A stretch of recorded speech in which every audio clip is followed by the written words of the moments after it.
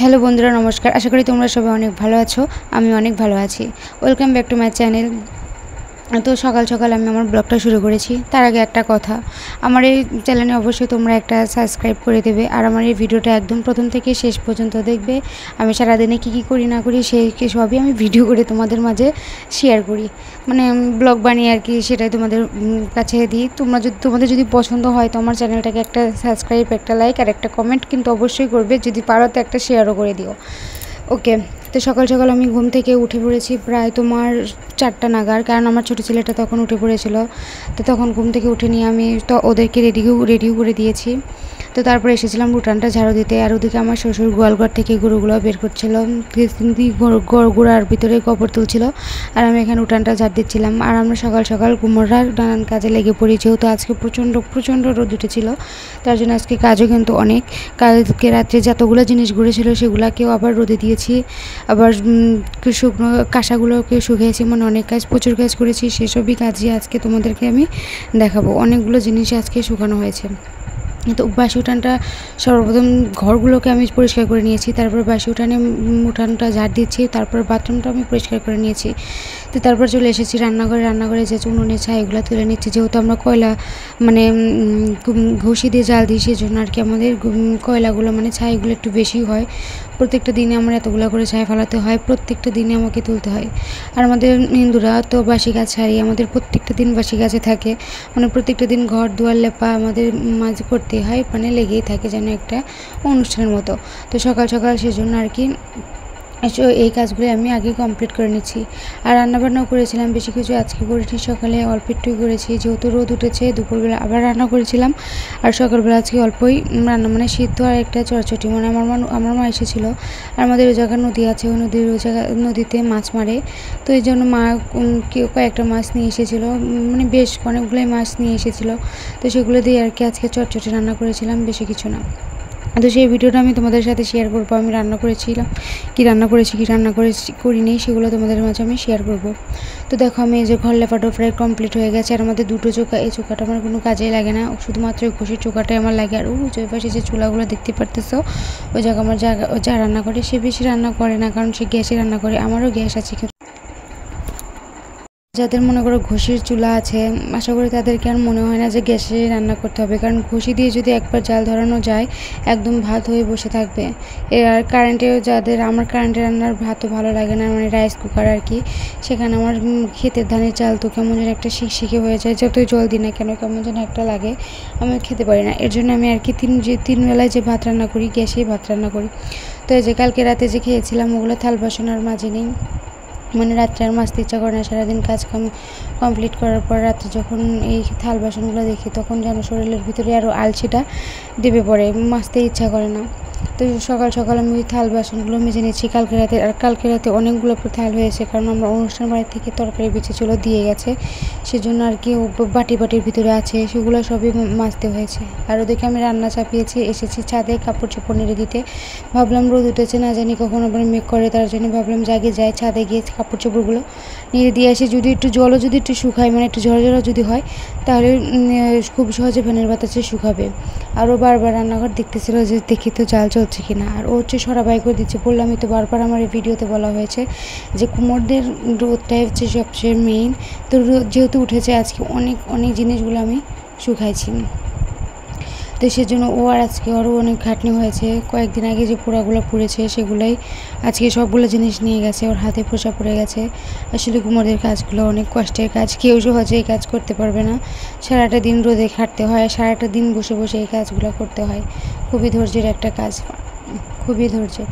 তো যাই হোক, এই যে আজকে সকালবেলা চান করার সময় আমি এই কাপড় চোপড়গুলো ধুয়েছিলাম। কাপড় চোপড় বলতে আমার ছেলে মেয়ের জামা, প্যান্ট, গেঞ্জি আর একটু কয়েকটা খেতা। আর কালকে ওকে প্যাম্পাস পরে রেখেছিলাম, মেয়ের জন্য আর কি খেতাটা বেশি হয়নি, শুধুমাত্র আমার মেয়ের জন্যই হয়েছে খেতা, তাছাড়া ওকে পড়ায়নি, মেয়েকে পড়ায়নি, কারণ ও পড়তে চায় না। যদি রাতে যদি ঘুম ভেঙে যায় তাহলে বলে মা এটা খুলে দাও, মানে কথাটা একটু স্পষ্ট বলে না, কিন্তু ওর কথাটা তো আমি বুঝতে পারি, আমি তো মা। ও পড়তে চায় না, ওর বিরক্ত লাগে, এর জন্য ওকে আমি পড়াইও নি, ছোটোটাকেই পরে থুয়ে দিচ্ছি। আর ওই পাশে দড়ির উপর আমি নাড়তে যাচ্ছি ছায়া আর কাপড়। অন্য জায়গায় যদি নাড়া যায় তাহলে কাপড়টা অনেক তাড়াতাড়ি শুকিয়ে যায়, মানে 2 ভাঁজ করে দিয়ে নিচের দিক ছাদ থেকে ছেড়ে দিয়ে অনেক তাড়াতাড়ি শুকিয়ে যায়। আর আজকের কাপড়গুলো কিন্তু আমার এক রোদে একদম কটকটভাবে শুকিয়েছিল। আজকে সারাটা দিন গেছে, একটু যদি ফোঁটার বৃষ্টি পড়ে কিচ্ছু না, অনেক সুন্দর একটা দিন গেছে। এই যে দেখো বাইরে দেওয়া আমি যে কালকে হাফ কেজি ডোকাগুলো করেছি, প্রায় আজকে ডোকা পাতা হয়েছিল আমার 450-র মতো আর কি ডোকাগুলো পাতা হয়েছিল। আর তোমাদের দাদা ভাই যে তক্তা নিয়ে সেই ডোকাগুলোকে বের করে দিচ্ছে। রোদ উঠেছিল আর এক রোদেই সব কিছু আজকে ঘরে বাইরে ঢাকা এগুলো কোনো কিছুই করতে হয় না, একদম ফিটফাট, মানে এত সৌন্দর্য রোদ আছে উঠেছিল, ভাবাই যায় না, পরিকল্পনা করাই যায় না যে আজকে এতটা সুন্দর রোদ উঠবে। তো দেখো যে এদিকে আমি ভাতও চাপিয়েছি, এখানে পেঁয়াজ রেখেছি যে পেঁয়াজ দিয়ে চটচটি করবো, পরে আমড়াগুলো কাটবো, এই আমড়াগুলো দিয়ে আজকে আর কি টক রান্না করব। আলু সেদ্ধ দিয়েছি আর নদীর মাছ দিয়ে গেছে, সেই মাছ দিয়ে আজকে চটচটি রান্না করব। আসলে কি জানো, নদীর মাছ কিন্তু খেতে কিন্তু অনেক মজা, আর সেটা যদি হয় আরও টাটকা, মানে যখন জালটা তুলে সেই মাছ যদি বানিয়ে কুটিয়ে রান্না করা যায়, বিশেষ করে তার মজাটা যেন অন্যরকম, এত স্বাদ লাগে। কিন্তু দুঃখের বিষয় আমি খেতে পারি না, আমার শ্বশুরবাড়িতে নদীর মাছ, মানে নদী নেই, মাছও নেই, আর আমার বাবা ওখানে কিনে না, তো ওখান থেকে আমার বাবা নদী থেকে মাছ মারে, মানে একটা জাল কিনেছে, সেই জাল দিয়ে আর কি মাছ মারে। তো অনেকগুলো পড়েছিল, আর আগে মা আমাকে বলেছিল ফোন দিয়ে যে আজকে অনেক মাছ পড়েছে। তো আমি বললাম যেহেতু পড়েছে তো তুমি একদিন এসে আমাকে দিয়ে রেখে যেও। তাই সেদিন বেড়াতে এসেছিলো, সাথে ওই মাছগুলো নিয়ে এসেছিলো, তাই সেগুলোকে আমি সেদিনকে পরিষ্কার করে ধুতে পারিনি। তো মানে মা তো ধুয়ে ধুয়ে দিয়েছিল, তারপরেও আমি যে বাড়িতে নিয়ে এসেছিলো যে আমি যে ধুবো, আমি ধুইনি কি ওইভাবে আমি ফ্রিজের ভিতরে রেখে দিয়েছি। তারপরে যে আজকে বের করে সবগুলো মাছের, এই যে মাছ সব 12 মিশালি সব মাছ আছে, পুঁটি আছে, ট্যাংরা আছে, গোচই আছে, তারপরে হচ্ছে তোমার কানস মাছ বা জিয়াল মাছ সবই আছে, বউ মাছ আছে। তো ওগুলো আমি ভেজে নিচ্ছি, আর মাছগুলো যেন অনেক অনেক মজা লেগেছে, অনেক স্বাদ লেগেছে। তো এই জায়গায় চটচটি রান্না করব, এর জন্য পরিমাণ মতো লবণ হলুদও দিয়ে দিয়েছি, আর সোমবারে দিয়েছি রাঁধুনি, তেজপাতা আর কাঁচা লঙ্কা।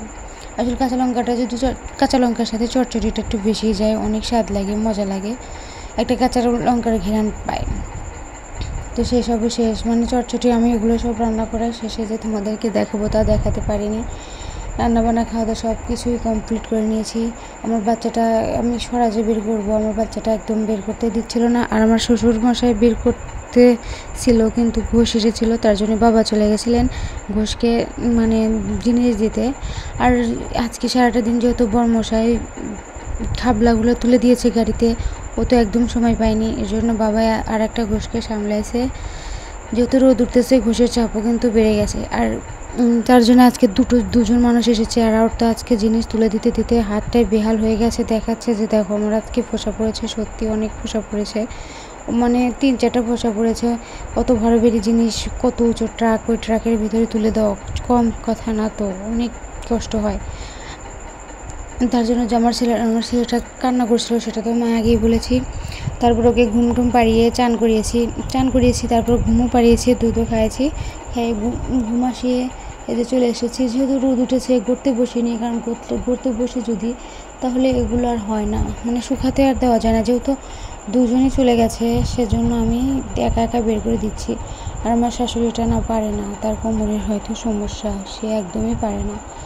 তো এরপরে যে আমি পাতা করে ঘরেও নিয়ে গেছি, সেগুলো তোমাদের সাথে আমি শেয়ার করতে পারিনি, নিয়ে গেছি সেগুলো দেখাতে পারিনি। তো যাই হোক, এই যে ছাদে আসতেছি গাড়ি নিয়ে, আমার ছেলেটাকে গাড়িতে বসিয়ে ধুয়ে দিব, ওকে নিচে বসিয়ে ধোয়া যাবে না, কারণ ওগুলো তো শুকিয়ে গেছে, এরপর যদি ভর দেয় তো সরাগুলো একদম ভেঙে যাবে, এর জন্য আর কি ভাবলাম যে তাহলে গাড়ি নিয়ে যাই। এই যে গাড়িটা নিয়েছি, আর দেখো এখনও কিন্তু প্রচুর রোদ রয়েছে, কিন্তু কি করার, যেহেতু আমার বরমশাই থাকবে না, শ্বশুরমশাই চলে গেছে হাটে। আজকেও আর কি পেঁপে, কদর, মানে যা গাছে হয়েছিল ফল সবজি সেগুলো আর কি বিক্রি করতে নিয়ে গেছে, সকালে গিয়েছে। আর আমি সকালে দুপুরে রান্না করে দিয়েছি ডাল, এর বিষয়ে কিছু রান্না করে নিয়ে, আর সকালে যে অনেকখানি চটচটি বেজে গেছিলো সেই চটচটি আর কি দিয়েছি, সেই চটচটি দিয়ে ডাল দিয়ে খেয়ে গেছে।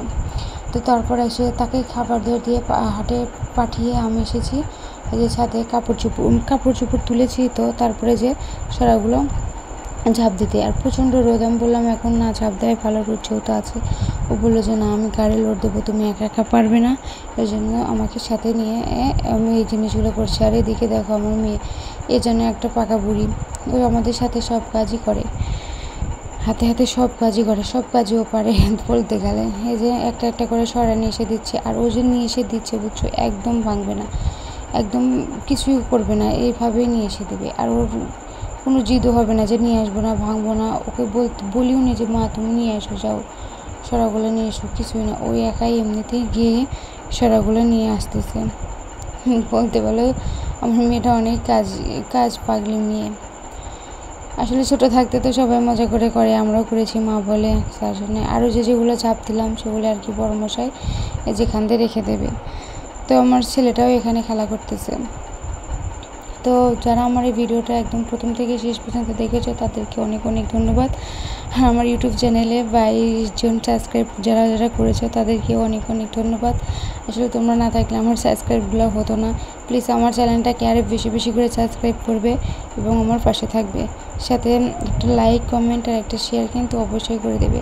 আর আমি যে ভয়েসটা দিচ্ছি বিশেষ করে এখন কিন্তু বাজে প্রায় 11টা, আমার চোখে একদম বন্ধ। ওকে, সবাই ভালো থাকবেন, গুড নাইট।